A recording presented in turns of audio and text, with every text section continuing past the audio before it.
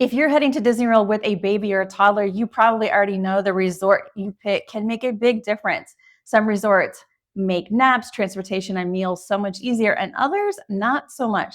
So today I'm breaking down what to look for and which Disney resorts are best when you're going to Disney World with little ones. Let's dive in.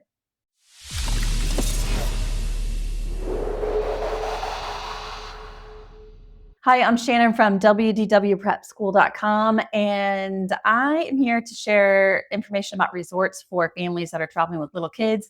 Very passionate about matching resorts with people that have specific needs. And today, that just happens to be people that have little kids. And this could be really any kids that need a nap, any kids that are still in strollers. And there are more kids in strollers at Disney World than in everyday life because of all of the steps that you put in. So this really could apply to a wide range, but particularly those with babies and toddlers. Before we get into specific resorts, let's talk about what actually matters when you're traveling with little ones. First one is transportation. This one is huge because you're going to want to minimize stroller folding and long waits. So we're going to keep that in mind. Skyliner and monorail access can be game changers when it comes to this.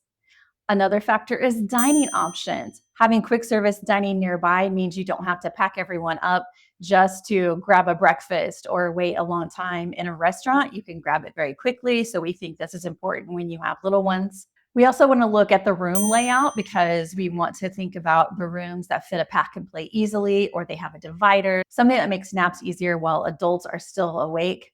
So with some of these factors in mind, let's start with the most affordable category, Disney's value resorts. All right, so Pop Century Resort is going to be our pick.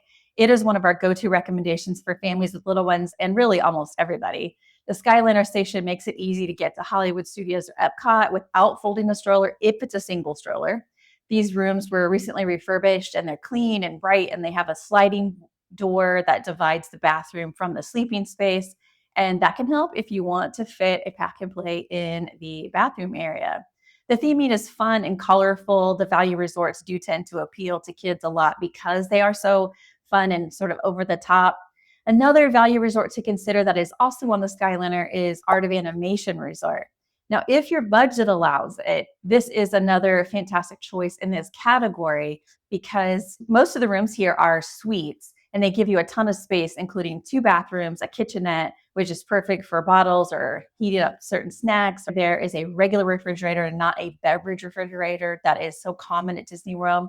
Plus, everything is themed around Disney movies like Cars or Lion King or Finding Nemo. There is a Little Mermaid section that has regular size rooms, but the suites, if you can splurge for them, are going to be a better bet. It is like Pop Century also on the Skyliner, so the transportation is very smooth, especially if you have a single stroller that you can roll right on without having to collapse it. Next, let's talk about the best moderate resort when traveling with littles. The winner in this category is going to be a Caribbean beach resort for us. This one hits a sweet spot between price and convenience. It is located at the Skyliner hub, so you can head directly to Hollywood Studios or Epcot easily with no need to fold a stroller again. There is a great playground area on Caribbean Key, and there is a splash area for toddlers that is located near the main pool. You'll also find great dining options here, including the ability to walk to Riviera, which is right next door and has the most popular character breakfast in all of Disney World at Topolino's. Just as a note, this resort is super spread out, so requesting a building close to the Skyliner or close to whatever you want to be near is going to cut down on walking, and it's going to be more important here than it is at some of the other resorts. Now let's talk about some of the best deluxe resorts, starting with the Beach Club Resort. So the Beach Club is one of the best picks if you want convenience and relaxation. From here, you can walk or take a boat to Epcot and Hollywood Studios. No buses required. It also is on the Skyliner, so you can easily get to Hollywood Studios or other resorts that way. It does have one of the best pools at Disney World and lots of nearby dining options in the boardwalk area, although some parents find the swimming pool area a little overwhelming with little ones, so check into that before you book. The vibe is calm and family friendly, so it's great for naps or downtime. It's pretty easy to get there from Hollywood Studios and very easy to get there from Epcot, so it makes it super simple. Another contender in this category is the Contemporary Resort. The Contemporary is unbeatable if you want Magic Kingdom access because you can walk right to the park or you can hop on the monorail. The rooms are really big and modern, and Chef Mickey's is right downstairs. It's fun character dining without the need to travel anywhere else. Plus, as a grown up kid, just being able to see the monorail go right through the building is a huge thrill, no matter what age you are.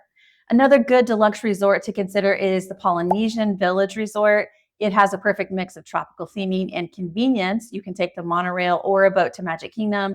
Plus, it's easy to get to Epcot via monorail. The rooms are really large and give you lots of area. There's a beach area, a fantastic pool. We tend to like the studio rooms in the villa section more than the regular Polynesian rooms because it gives you a second bathroom area. And some parents choose to use this for pack and plays for nap time. To explain a little bit more about the regular Polynesian rooms versus the Villa Studios, let's first look at our map of the Polynesian Resort. You'll notice the orange and purple buildings are the villas, so they're located on the end, whereas all the other buildings on the map are considered part of the standard Polynesian Resort. Now let's look at a comparison of the rooms, the Polynesian Standard rooms versus the Polynesian Villa Studios. Square footage wise, the Polynesian Standard rooms are 415 square feet versus 447 square feet in the Villa Studio. So already it's a little bit bigger. Bed wise, it's very similar in that they both have two queen beds as well as a single bed. Bathroom wise, the standard rooms have one full bath, but the Villa Studios have one full bathroom that has a tub, sink, and toilet, and another bathroom space that has a sink and walk in shower only. This second bathroom is where a lot of parents do choose to put a pack and play because you can close the door and use it as a separate room. Max people wise, up to 5 people allowed in both. Other things to note about this are the Polynesian standard rooms have a club level option. So if you're interested in concierge lounges, you'll only get that with the Polynesian standard rooms. And these are located closer to the main building and the main pool. Some of these rooms have balconies or patios. On the villa side, all rooms have a kitchenette, which you won't find in the standard rooms, and all rooms have a balcony or patio. These rooms are located closer to the transportation and ticket center, as I showed you on the map. And this is where you can walk and take a monorail to Magic Kingdom or Epcot or the ferry that goes over to Magic Kingdom. Price wise, they are very similar. So, with all things being equal, you can see why we generally prefer the Polynesian Villa Studios. I also really like the idea of having a Magic Kingdom area resort room with a balcony so that when little ones go to sleep, parents can sit out on the balcony and still enjoy the fireworks at Magic Kingdom, the vibe of the resort, etc., without feeling like your day is over by 8 p.m. Now, there are villa resorts, which are Disney Vacation Club areas. If you're staying for a longer trip or you need more space, you might want to consider one. These are available at most deluxe resorts like the Polynesian villas or the Beach Club villas. The larger ones come with full kitchens, laundry, separate bedrooms, which can make traveling with kids a lot easier. This is perfect if you just need more space, or you're bringing grandparents, or you have multiple kids who still need to nap. We like to rent DVC points. And the way that works is that you first need to determine how many points you need. There are DVC point calculators available online where you can put in your dates and the resort and room that you're interested in. So you know how many points there are and what the cost is likely to be. Number two is you need to find available points to rent. If you know somebody who is a DVC owner, you can go directly to them. However, we work with a company called David's Vacation Club Rental where we feel secure in going through them because they can process credit cards and they're very professional.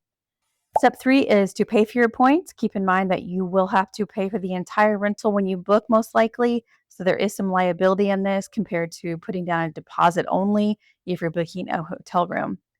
Lastly, it's optional, but you can purchase things like travel insurance, which we do recommend because of the non refundable upfront costs associated with the point rental. You can also add on park tickets and the dining plan if you would like.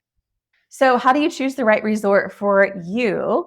Here are some things to consider. I think budget, number one, is going to be the most obvious. That narrows your options down right away, depending on how much you want to spend on your trip.